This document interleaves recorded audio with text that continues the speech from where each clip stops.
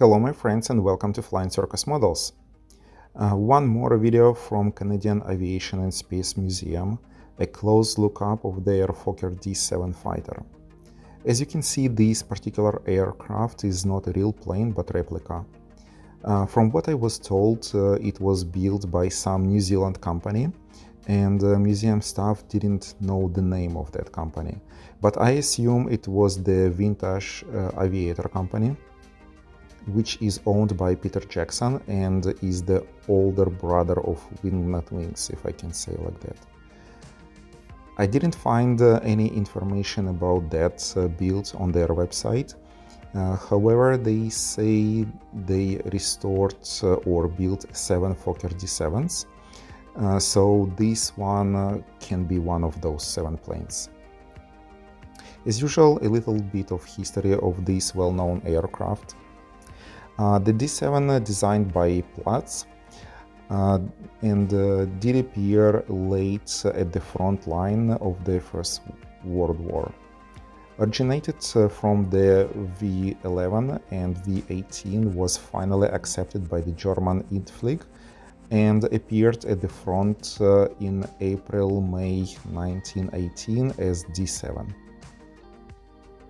It was the best Fokker fighter aircraft used in the Great War, both in terms of quality and performance.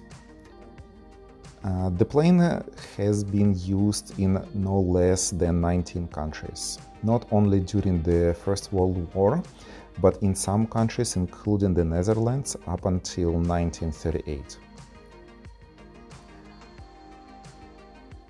After the armistice of November 11th, 1918, 142 captured D VIIs went to the United States. It was the most built Fokker plane ever, no less than 3,300 units, hundreds of which are built under the license by 4 different companies. The German authorities ordered Fokker to have the D VII built under license with its direct German competitors, like Albatros and the Ostdeutsche Albatrosswerke. This was because Fokker had received an initial order from the German army to supply 400 planes, and the German authorities saw that this production could not take place in the crowded Fokker factory in Schwerin.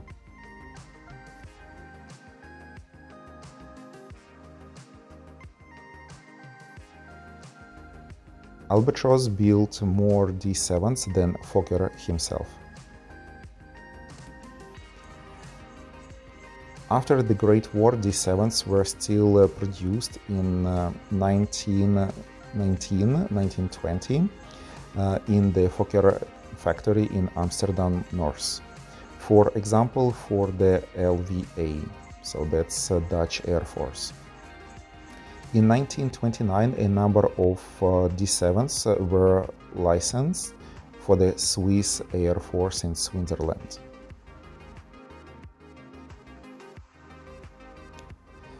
Initially, the D VII was equipped with 160 horsepower, 6-cylinder water-cooled Mercedes D8 inline engine, and later with 185 horsepower 6-cylinder BMW 3A engine was used, which achieved a top speed of 185 km per hour. And that's funny because I can do even more on my motorcycle.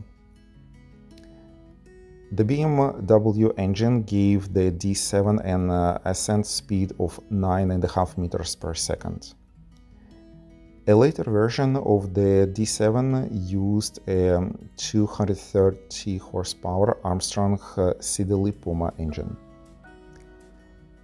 The production planes with the BMW 3A were designed as D VII-F. The F letter came from the surname of the designer of the BMW engine, Max Fritz. The armament consisted of two 7.92mm LMG 8/15 Spandau machine guns.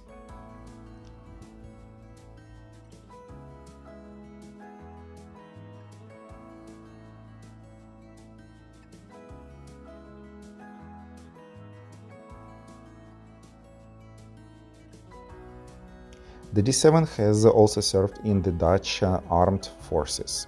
In October-November 1918, 6 interned D7s were employed by the LVA, the Dutch Army Aviation Department. In 1920, Fokker built 22 copies for the LVA, which served until 1938, as I said before. 20 of them served with the MLD, that's Naval Aviation Service, from 1920 to 1937.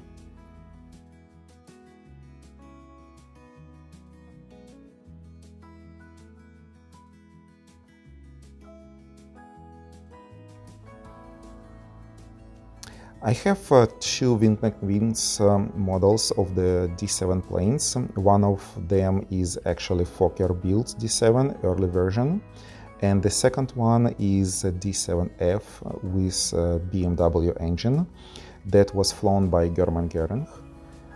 Let me know in the comments if you want to see the boring white Göring's plane, or I should convert it into some more interesting.